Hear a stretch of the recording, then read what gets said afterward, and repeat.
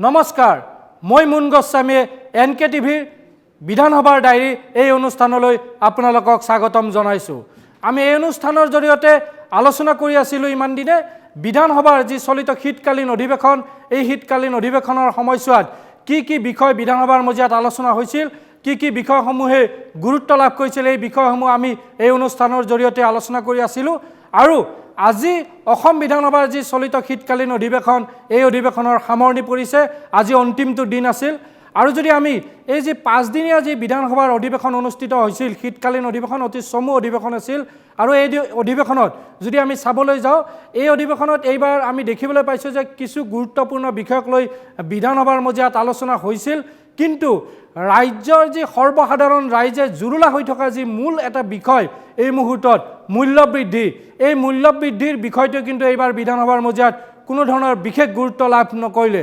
বিৰোধী ৰাজনৈতিক দলসমূহেও অন্যান্য বিভিন্ন বিষয়ক লৈ তেওঁলোকে বিধানসভাৰ মজিয়াত প্ৰশ্ন উত্থাপন কৰিছিল বা বিতৰ্ক কৰিছিল, হুলস্থুলীয়া পৰিৱেশৰ সৃষ্টি কৰিছিল। কিন্তু সৰ্বসাধাৰণ ৰাইজৰ যি জ্বলন্ত সমস্যা হিচাপে ইতিমধ্যে চিহ্নিত হৈছে এই মূল্যবৃদ্ধিৰ বিষয়টো। কিয়নো যি ধৰণে নিত্য ব্যৱহাৰ্য সামগ্ৰীৰ মূল্য বৃদ্ধি হৈ আছে, ইয়াৰ ফলত সৰ্বসাধাৰণ ৰাইজ কিন্তু আজি জুৰুলা হৈ পৰিছে। আৰু এই বিষয়টোৱে কিন্তু বিধানসভাৰ মজিয়াত যি ধৰণে গুৰুত্ব লাভ কৰিব বুলি ভবা হৈছিল, এই ধৰণে গুৰুত্ব লাভ নকৰিলে। বিভিন্ন বিষয় লৈ আলোচনা হৈছিল, বিধানসভাৰ মজিয়াত বিতৰ্ক হৈছিল, বিধানসভাৰ মজিয়াত হুলস্থুলীয়া পৰিৱেশৰ সৃষ্টি হৈছিল। আৰু পশুধন সুৰক্ষা বিধেয়ককে ধৰি কেইবাখনো গুৰুত্বপূৰ্ণ বিধেয়ক ইতিমধ্যে এইবাৰ গৃহীত হৈছে বিধানসভাৰ মজিয়াত। কিন্তু আমি ইতিমধ্যে কৈছোঁ যে মূল যিটো বিষয়, যি জ্বলন্ত সমস্যা বৰ্তমান অসমৰ সৰ্বসাধাৰণ ৰাইজৰ বাবে মূল্যবৃদ্ধি, এই বিষয়টোৱে কোনো ধৰণৰ গুৰুত্ব লাভ নকৰিলে। আৰু এইবাৰ এটা কথা পৰিলক্ষিত হৈছিল যে শাসক বিৰোধী বিধায়কসকলে এই যে অসম বিধানসভাৰ যি চলিত শীতকালীন অধিৱেশন, এই অধিৱেশনৰ অধিক সময়ছোৱা তেওঁলোকে বাকযুদ্ধ বা হুলস্থুলীয়া পৰিৱেশ, নিজৰ মাজতে তেওঁলোকে কাজিয়া কৰি অধিক সময় অতিবাহিত হৈছিল।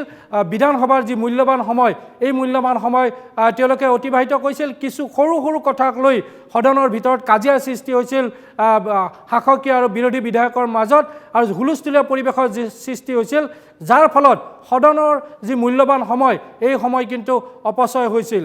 আৰু আমি এতিয়া আহিছোঁ, আজি যিহেতু অন্তিমটো দিন আছিল, 5 দিনৰ বাবে এই চমু অধিৱেশন অনুষ্ঠিত হৈছিল। আৰু আজি সামৰণিৰ দিনাখন বিশেষকৈ দেখিবলৈ পোৱা গৈছিল শেহতীয়াভাৱে নিয়োগ মেলা পাতিছিল ৰাজ্য চৰকাৰে, নিয়োগ বিনিময় কেন্দ্ৰৰ জৰিয়তে জিলাই জিলাই নিয়োগ মেলা পাতিছিল। আৰু এই নিয়োগ মেলাসমূহত যি ধৰণৰ এক অপ্ৰীতিকৰ পৰিস্থিতিৰ সৃষ্টি হৈছিল, যি ধৰণৰ এক বেমেজালিৰ সৃষ্টি হৈছিল, এই বিষয়ে সকলোৱে ইতিমধ্যে দেখিবলৈ পাইছে। সংবাদ মাধ্যমত এই সন্দৰ্ভত বাতৰি সম্প্ৰচাৰ হৈছে। যি নিয়োগ বিনিময় কেন্দ্ৰৰ সমূহৰ জৰিয়তে যি নিয়োগ মেলা আয়োজন কৰা হৈছিল, বহু শিক্ষিত যিসকল নিবনুৱা যুৱক যুৱতী তেওঁলোকে অংশ ল'বলৈ আহিছিল। তেওঁলোকে এটা আশা লৈ আহিছিল, তেওঁলোকে এটা চাকৰিৰ আশাত তেওঁলোকে দূৰ দূৰণিৰ পৰা আহিছিল, কিন্তু আহি বিমুখ হৈ উভতি যাবলগীয়া হৈছিল এই বেমেজালিৰ বাবে। আৰু এই নিয়োগ মেলাসমূহ কিন্তু আয়োজন কৰা হৈছিল চৰকাৰী পৃষ্ঠপোষকতাত নিয়োগ বিনিময় কেন্দ্ৰসমূহৰ জৰিয়তে। যদিও তাত যি নিযুক্তিৰ কথা আছিল, সেই নিযুক্তি ব্যক্তিগত খণ্ডৰ নিযুক্তি, চৰকাৰী নিযুক্তি নাছিল।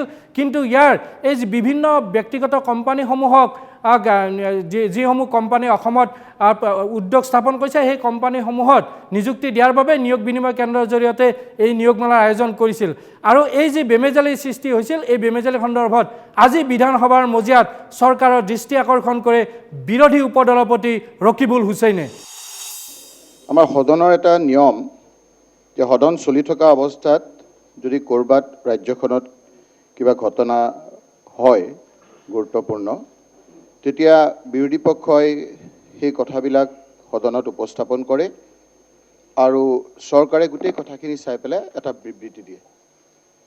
যোৱাকালি ৰাজ্যখনত নিয়োগক লৈ এটা গুৰুত্বপূৰ্ণ ঘটনা হৈছে, মই কেৱল দৃষ্টিগোচৰ কৰিছোঁ। আৰু চৰকাৰৰ পৰা এটা বিবৃতি মই দাবী কৰা নাই, মই উপস্থাপন কৰিছোঁ।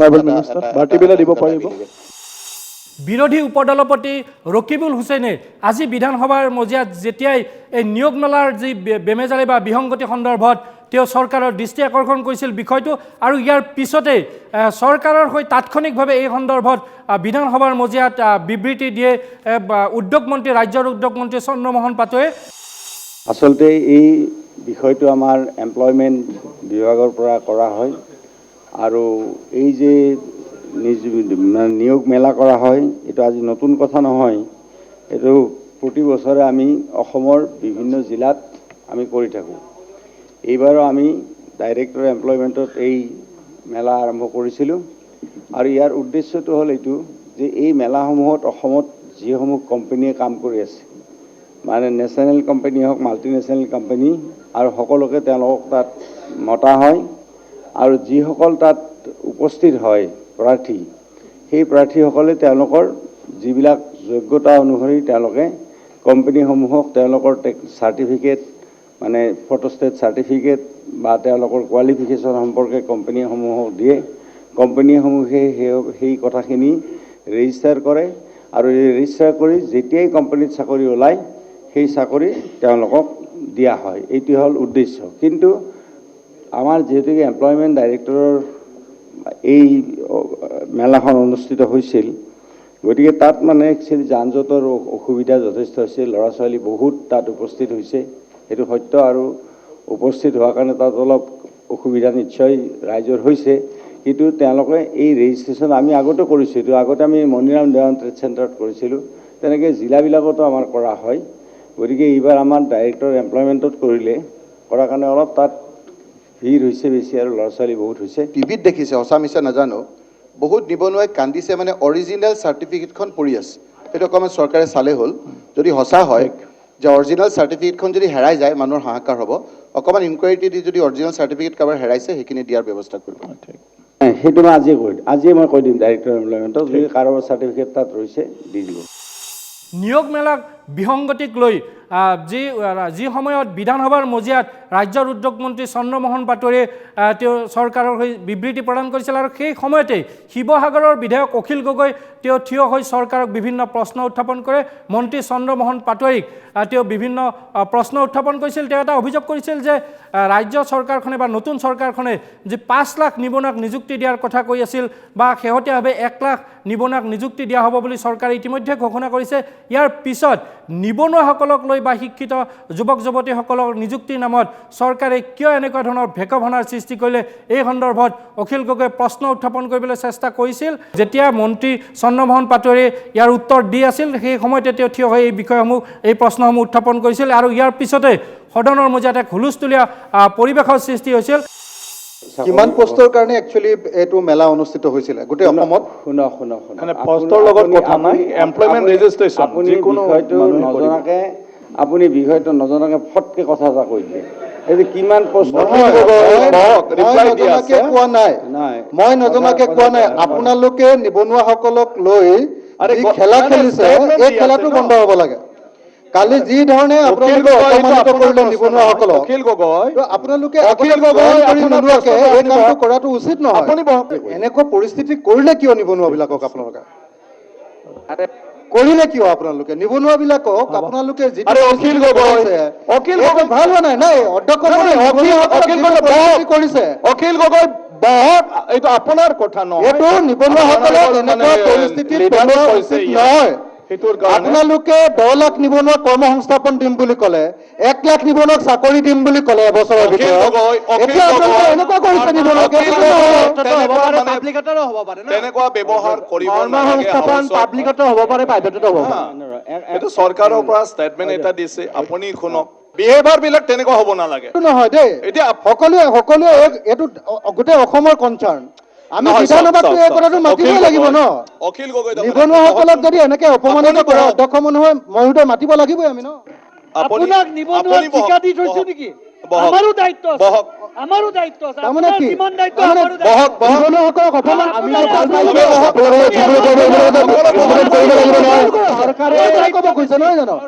নিবনুৱাসকলক অপমান কৰাৰ দায়িত্ব আপোনালোকৰ আছে। আমি বিচাৰো দুখ প্ৰকাশ কৰিব লাগে নাই অধ্যক্ষ মহোদয়? দুখ প্ৰকাশ কৰিব লাগে। কালি এনেকুৱা হৈছে, আপুনি মোৰ লগতো কাউণ্টাৰ কৰে, আপুনি স্পীকাৰৰ লগতো। আপোনাৰ লগত কৰা নাই, তেখেতক কৈ আছো। তেখেতে দুখ প্ৰকাশ কৰা নাই, তেখেতে কালি যিটো কৈছে তাৰ কাৰণে দুখ প্ৰকাশ কৰা নাই। আপোনাৰ ব্যৱহাৰ কিয় তেনেকুৱা? সুবিধা দিয়ে, আমাৰ বিলাক সুবিধা নিদিয়াৰ কাৰণে আমি এনেকে কৰিব লাগে। আমি বক্তৃতা দি থাকোতে তেখেতসকলে আপুনি তেখেতসকলক কওকচোন, এবাৰ এইটো চাইডে এবাৰ এইফালেও কওক, এফালে এবাৰ কওক। আপোনাক মই এতিয়া তেওঁৰ নিজৰ মানুহবিলাকক চাকৰি দিব লাগে বুলি কয়। তেনেকুৱা হয়। বিধানসভাৰ শীতকালীন অধিৱেশনৰ আজি অন্তিমটো দিনতেই অধ্যক্ষই ক্ষুণ্ণ হৈ পৰিল বকৰ কংগ্ৰেছী বিধায়িকা নন্দিতা দাসক লৈ বন বিভাগৰ এটা বিষয়ক লৈ আমিনুল ইছলাম AUDFৰ ঢিঙৰ বিধায়ক আমিনুল ইছলাম তেওঁ এটা তাকৰীয়া প্ৰশ্ন উত্থাপন কৰিছিল আৰু সেই প্ৰশ্ন উত্থাপন কৰি থকাৰ সময়তেই নন্দিতা দাস কংগ্ৰেছী বিধায়িকা নন্দিতা দাস থিয় হৈ তেওঁ মন্ত্ৰীক এটা প্ৰশ্ন উত্থাপন কৰিবলৈ লয় আৰু তাতেই কিন্তু ক্ষুণ্ণ হৈ পৰে অধ্যক্ষ বিশ্বজিৎ দৈমাৰী তেওঁ আজি নন্দিতা দাসক ধমক দিয়া তেওঁ কয় যে যিধৰণে বিধায়কসকলে নীতি নিয়ম মানি তেওঁলোকে বিষয়সমূহ উত্থাপন কৰিব লাগে বা প্ৰশ্নসমূহ উত্থাপন কৰিব লাগে আৰু বিধায়িকাগৰাকীক এক প্ৰকাৰ ধমক দিয়ে অধ্যক্ষই বাৰে বাৰে তেওঁ বহিবলৈ আহ্বান জনায় কিন্তু নবহাৰ পিছত এক প্ৰকাৰ ধমক দিবলৈ বাধ্য হৈ পৰিছিল অধ্যক্ষ বিশ্বজিৎ দৈমাৰী বনা বকতকৰ কথা নাই এইটো বচোন ক্ষতিপূৰণটো বহুত আৰে কম বাবা হৈছে। বচোন এইটো কাৰণ এজনী এই বিষয়টো এইটো স্যাৰ, নহয় আৰে please, বহা না please, sir। আৰে এজনী 3 বছৰীয়া মই ছোৱালী লিডাৰক অনুৰোধ জনাইছো স্যাৰ, লিডাৰ 3 ডাঙৰে বছৰীয়া অনুৰোধ ছোৱালীক জনাইছো গলেদি অলপ গুলি মানে সোমাই তেখেতক এইফালে খবৰ ওলাই কাৰণে মানুহৰ স্যাৰ ঘৰত লাগিছে। স্যাৰ স্যাৰ, 10 লাখ স্যাৰ টকা মই স্যাৰ, 10 মই লাখ ৰবা টকা minimum, স্যাৰ, ৰবা বহক আমি না দাবী কৰিছো। আপুনি বহকচোন সেইটো এজেন্ডা হিটো Minimum নহয় 10 আপোনাৰ লাখ টকা আৰে দিব কেনেকৈ লাগিব, হ'ব স্যাৰ।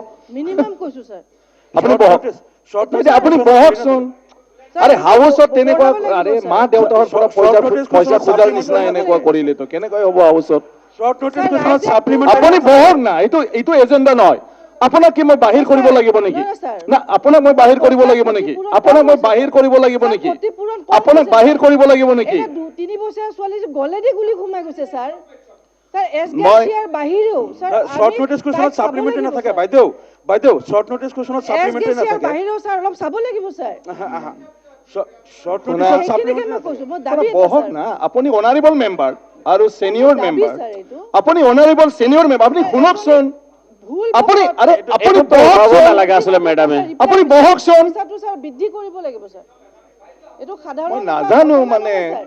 সাধাৰণ ঘটনা নহয় বহুত ডাঙৰ ঘটনা স্যাৰ চাওক লোক নাই নাই স্যাৰ মই যোৱাকালি আনিছো স্যাৰ যোৱাকালি আনিছো শুনক বহকচোন মই এতিয়া উঠিছো বহক বহক চোৱা বিধায়ক হৈছে বুলি যিকোনো সময়তে জাহা তাহা কথা কোনোবা পাতিছে বোলে আরে বহক না আপুনি আপুনিতো বেয়া লাগিবই মই কিমান বেয়া লাগিছে আপুনি জানে আমাৰ হাউচত তেনেকুৱা ধৰণৰ বিধায়ক আছে যিজনে হাউচৰ ৰুলৰ বিষয়ে নাজানে হাউচৰ মানে এজেন্ডাৰ বিষয়ে নাজানে কিমান মোৰ কাৰণে দুখৰ কথা আৰে বহক মই আপোনাক কাজিয়া কৰিব লাগিব নেকি স্পিকাৰে আৰে আপুনি বহক আপুনি বহক নেক্সটৰ পৰা কিন্তু মই এজ পাৰ ৰুল যাম কাকো মই ৰেহাই নকৰোঁ যোনে যি ভাবে ভাবক হাউচৰ নিয়ম মতে চলিব লাগিব আৰু ইমানখিনি ইয়াত মানে সিনিয়ৰ মেম্বাৰ হৈ পালে তেনেকুৱা ধৰণৰ ক'ব নাপায় আৰু বুজাই দিয়াৰ পিছত যদি নুবুজায় মইতো ইমানলৈকে কিছুমান ক'ব নলগা কথাখিনিও মই কৈ দিলোঁ এইখিনিতে লৈছোঁ এটা বাণিজ্যিক বিৰতিৰ পিছত পুনৰ উভতি আহিম NKTVৰ বিধানসভাৰ ডায়েৰী এই অনুষ্ঠানলৈ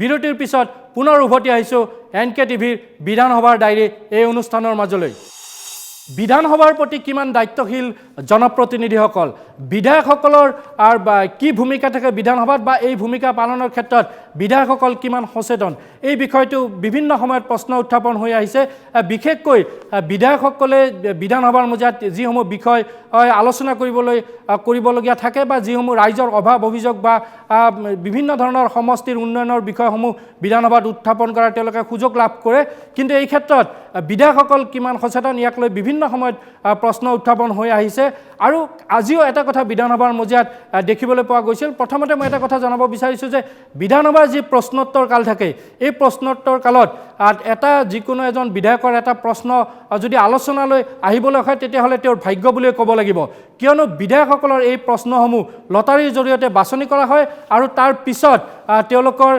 সিৰিয়েল ক্ৰমিক নম্বৰ অনুসাৰে এই প্ৰশ্নসমূহ উত্থাপন হয় প্ৰশ্নোত্তৰ কালত যিসকল বিধায়কৰ প্ৰশ্ন ওপৰৰ ফালে থাকে আৰু তেওঁলোকে এই বিষয়সমূহ প্ৰশ্নোত্তৰ কালতে চৰকাৰৰ দৃষ্টিগোচৰ কৰিবলৈ বা আলোচনা কৰিবলৈ এটা সুযোগ লাভ কৰে কিন্তু এই সুযোগ লাভ কৰাৰ পিছতো একাংশ বিধায়কে তেওঁলোকে সময়মতে বিধানসভাৰ মজিয়াত উপস্থিত নহয় আৰু যাৰ ফলত তেওঁলোকৰ প্ৰশ্নসমূহ বিধানসভাৰ মজিয়াত কোনো ধৰণৰ আলোচনা নহয় আজি প্ৰশ্নোত্তৰ কালত 7জনকৈ বিধায়ক তেওঁলোক অনুপস্থিত আছিল প্ৰশ্নোত্তৰ কালৰ সময়ত কিন্তু তেওঁলোকৰ প্ৰশ্নসমূহ বিধানসভাৰ মজিয়াত আহিছিল কিন্তু তেওঁলোকৰ অনুপস্থিতিৰ বাবে বিধানসভাৰ মজিয়াত এই প্ৰশ্নসমূহ আলোচনা কৰা নহল বা তেওঁলোকে যিসমূহ বিষয় উত্থাপন কৰিছিল এই বিষয়সমূহৰ চৰকাৰে যে লিখিতভাৱে উত্তৰ দিছে যদিও চৰকাৰৰ পৰা বা বিভাগীয় মন্ত্ৰীৰ পৰা তেওঁলোকে যদি আন কিবা কথা জানিবলগীয়া আছিল সেই সুযোগ কিন্তু তেওঁলোকে আজি হেৰুৱালে কুৱেশ্যন নম্বৰ 85 বিশ্বজিৎ ফুকন আছে এবসেন্ট শামসুল হুদা নাই অধ্যক্ষ মহোদয় এক মিনিট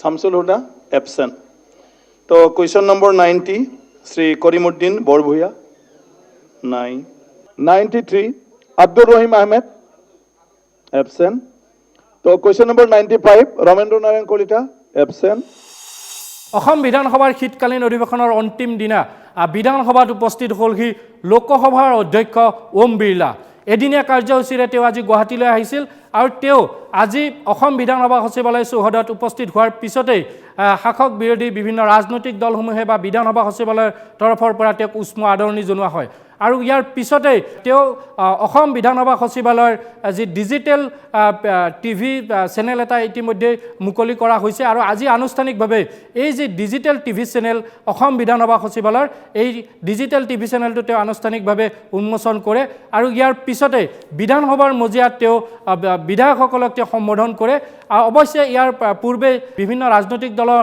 দলপতিসকল বা বিধানসভাৰ যি মূল দলপতি মুখ্যমন্ত্ৰী হিমন্ত বিশ্ব শৰ্মা আৰু বিধানসভাৰ অধ্যক্ষ বিশ্বজিৎ দৈমাৰীকে ধৰি অন্যান্য যিকেইটা ৰাজনৈতিক দল আছে তেওঁলোকৰ দলপতিসকলেও আদৰণি জনায় লোকসভাৰ অধ্যক্ষ ওম বিৰলাক कभी भी भारत की कोई भी अध्यक्ष हमारी इस विधानसभा में नहीं आए थे आसाम आए थे लेकिन विधानसभा नहीं आए थे तो आज हमारी अध्यक्ष जी यहाँ हमारे साथ मौजूद है ये हमारे लिए एक ऐतिहासिक है और हमारी खुशी की बात है असम का जनता का ओर से लोकसभा का स्पीकर श्री ओम बिरला जी को हमारा असम भूमि में स्वागत करता हूँ that this is the first ever visit by any speaker of Lok Sabha to this august house.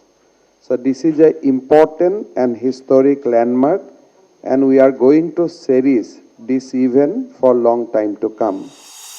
বিধানসভাৰ মজিয়াত নিজৰ ভাষণৰ আৰম্ভণিতে লোকসভাৰ অধ্যক্ষ ওম বিৰলাই আজি স্মৰণ কৰিলে অসমৰ বিভিন্ন ইতিহাস অসমৰ কৃষ্টি সংস্কৃতি ইতিহাস কিদৰে সমৃদ্ধ সেই সন্দৰ্ভত তেওঁ নিজৰ যি অভিজ্ঞতা বা তেওঁ সেই সন্দৰ্ভত আজি প্ৰকাশ কৰে তেওঁৰ অভিজ্ঞতা প্ৰকাশ কৰে আৰু যি লোকপ্ৰিয় গোপীনাথ বৰদলৈ আৰু ভাৰত ৰত্ন সুধাকণ্ঠ ডক্টৰ ভূপেন হাজৰিকাৰ বিষয়ে তেওঁ আজি সদনত স্মৰণ কৰে আৰু তেওঁ এটা কথা উল্লেখ কৰে যে অসমখন সন্দৰ্ভত তেওঁৰ কি ধৰণৰ ধাৰণা বা অসমৰ যি কৃষ্টি সংস্কৃতি ঐতিহ্য এয়া যে যথেষ্ট শক্তিশালী এই বিষয়ে তেওঁ আজি বিধানসভাৰ মজিয়াত প্ৰথমে অসম সন্দৰ্ভত কি মন্তব্য কৰিছিল সেয়া এবাৰ আমি আপোনালোকক দেখুৱাই ল'ব বিচাৰিছোঁ असम भारत का वह पूर्व प्रदेश है जिसको कहते हैं कि पूर्व प्रदेश का आधार और असम की जितनी विशेषता की जाए इसका समृद्धशाली इतिहास इसकी गौरवशाली परंपराएं ब्रह्मपुत्र की वह नदी जो हमारी जीवन धारा है हम सबकी आस्था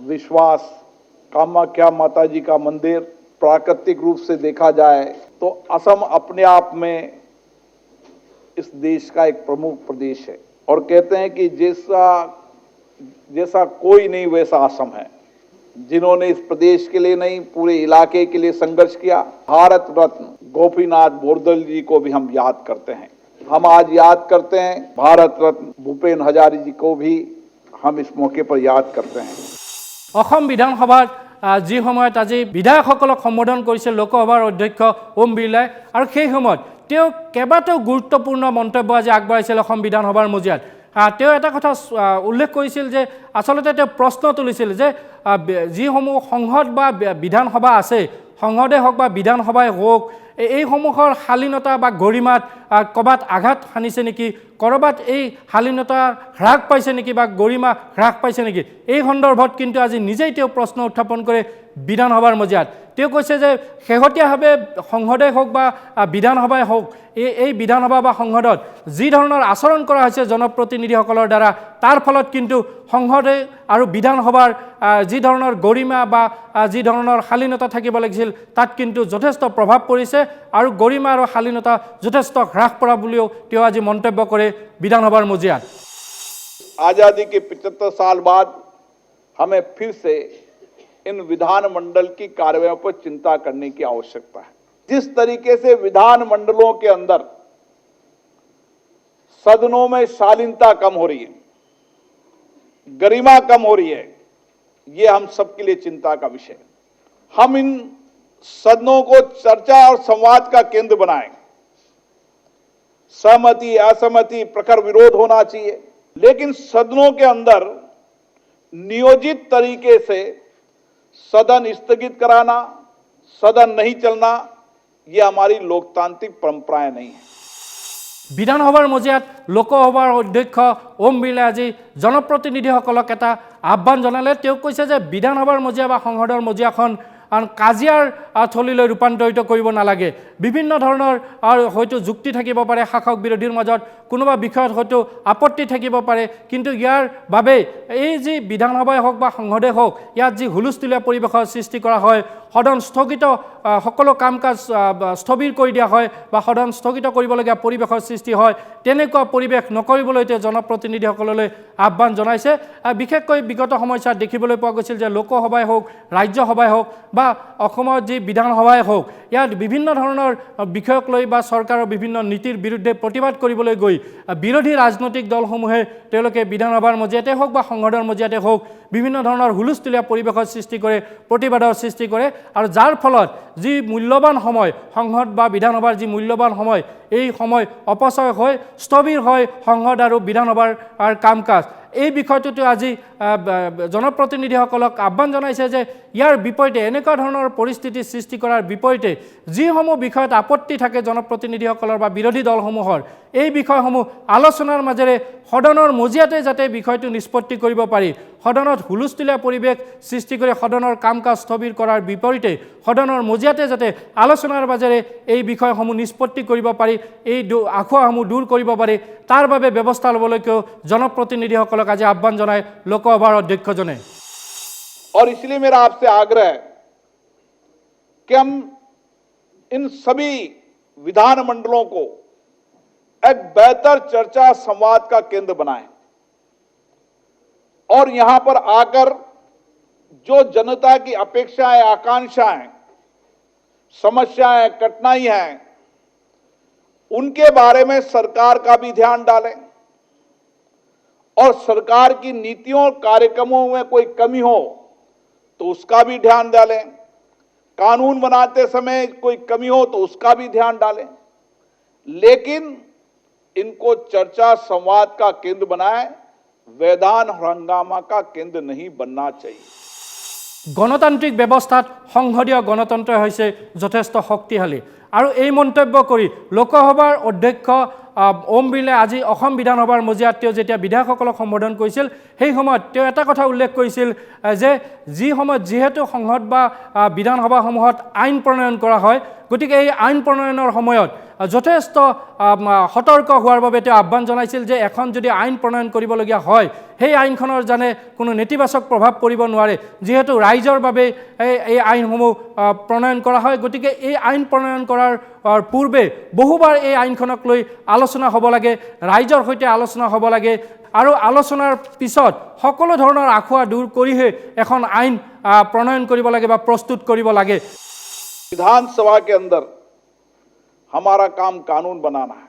कानून बनाते समय हम जितने भी स्टेक होल्डर हैं, जिनके लिए कानून बन रहे हैं, उनसे चर्चा करें, संवाद करें, और जो जनप्रतिनिधि जनता से चुनकर आए हैं, उनकी बहुत बड़ी जिम्मेदारी बन जाती है कि कानून बनाते समय हमें व्यापक विचार विमर्श करना चाहिए, सदनों में व्यापक चर्चा संवाद करना चाहिए, जितनी कानून बनाते समय चर्चा संवाद होगा उतने ही बेहतर कानून होंगे और उतना ही हम जनता का कल्याण कर पाएंगे।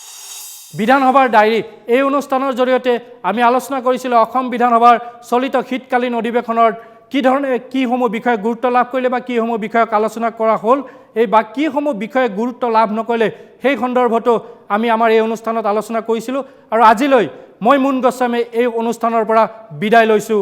ধন্যবাদ।